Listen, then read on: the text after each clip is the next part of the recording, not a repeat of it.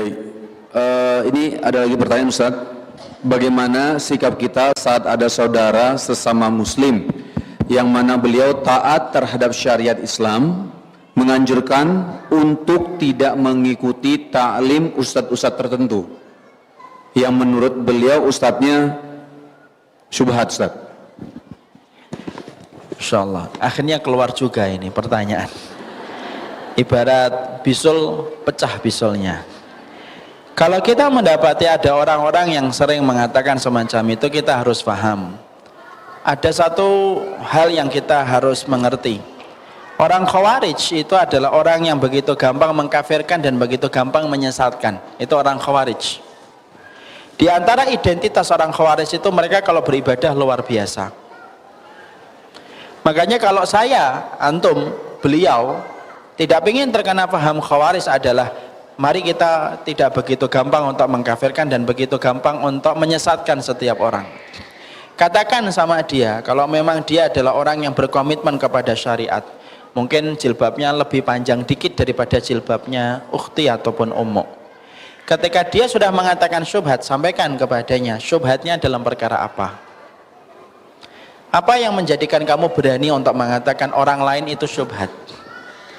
Dan kemudian keterangan apa dan penjelasannya bagaimana? Karena apa?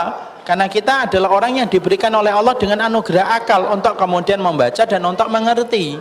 Kita bukan sebagaimana kambing dan bukan sebagaimana kerbau yang dicongok hidung kita lalu mengikuti apa adanya.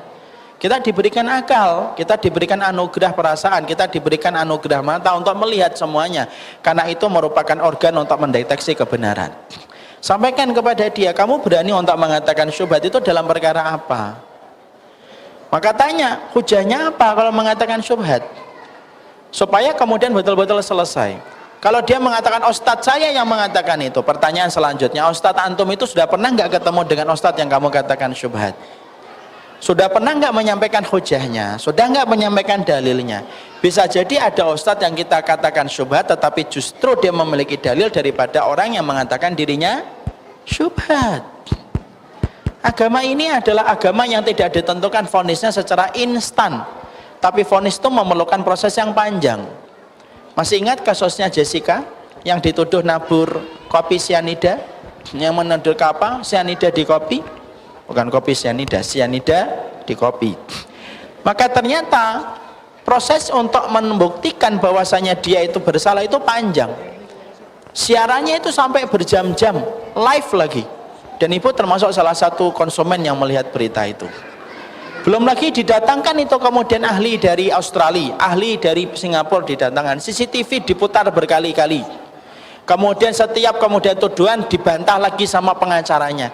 Loh, hanya untuk membuktikan seorang Jessica itu apakah dia menaburkan kopi, menaburkan sianida ataukah tidak, itu ternyata prosesnya sepanjang itu dan sedetail itu. Padahal hanya untuk menjaga kehormatan seorang wanita yang bernama Jessica.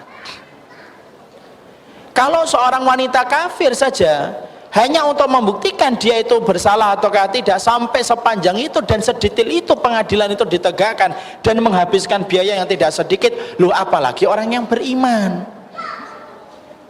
Kalau hanya mengatakan syubhat gampang, tapi membuktikan ucapan itu harus benar.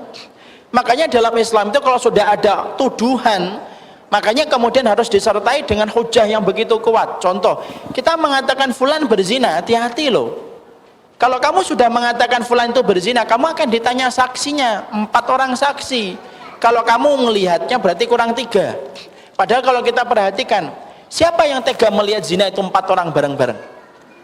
Ada 2 orang liatin, Masya Allah, sini itu 4, Masya Allah. Masih kurang 3, masih kurang 1 di WA, cepet sini akhi, Masya Allah gitu. Loh, kenapa Allah itu kemudian meminta 4 orang saksi ketika kemudian ada orang yang melakukan zina itu? Karena berkaitan tentang kehormatan. Tapi sebaliknya, ketika Allah kemudian memberikan syariat, kalau kita mulai puasa, butuh berapa orang saksi yang melihat hilal? 4? Enggak, 1 saja. Ada orang kemudian besok kita misalkan ini akhir Ramadan, ternyata sore nanti ada yang melihat hilal, satu orang saja sudah cukup untuk mulai puasa itu besok. Kenapa masalah hilal cukup satu orang, tetapi kenapa tuduhan zina harus 4 orang? Karena kalau sudah berkaitan tentang kehormatan orang itu jadinya berat. Siapapun itu yang ngomong, tanya sama dia, sudah siap kamu menghadapi nanti kemudian di hadapan Allah itu? Apa yang kamu katakan tentang semacam itu? Karena orang tersebut ketika kemudian dikatakan ustadznya syubhat fulan gitu, insya Allah saya sih tidak ada, ustadz yang lain mungkin, maka kemudian pasti dia akan menghadapi tuduhan itu nanti di hadapan Allah. Kenapa? Berat loh mengatakan ustadz syubhat itu, berat. Kenapa? Berarti syubhat itu kita sudah mengancam dia dengan api neraka. Syubhat itu mengancam dia dengan api neraka. Berarti tidak mudah bagi kita. Kalau sudah bisa kita mengancam orang dengan api neraka, siapkan seluruh ilmu, seluruh informasi yang kamu harus persiapkan nanti ketika berhadapan dengan dia. Ya Allah ya Karim, hidup kita nanti mempertanggungjawabkan amal kita aja sudah terlalu berat, apalagi harus mempertanggungjawabkan apa yang kita tuduhkan.